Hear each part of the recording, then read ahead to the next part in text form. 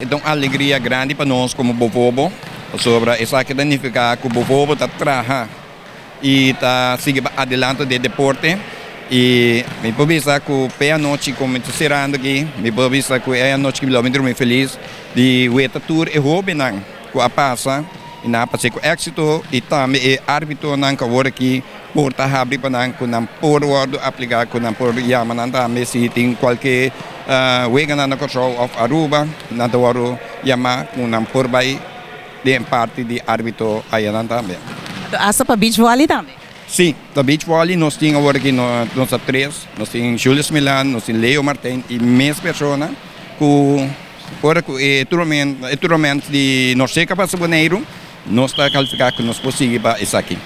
Den luna binideiro, luna de abril também você tem uma pessoa internacional lá que nos visa está vindo Boneiro.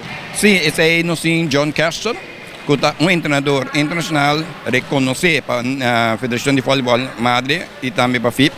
E também vindo na curso na mineira escola, na equipe e também na hobby que está interessado. E essa aqui está dando outra prova mais que o povo está adelante de deporte de voleibol.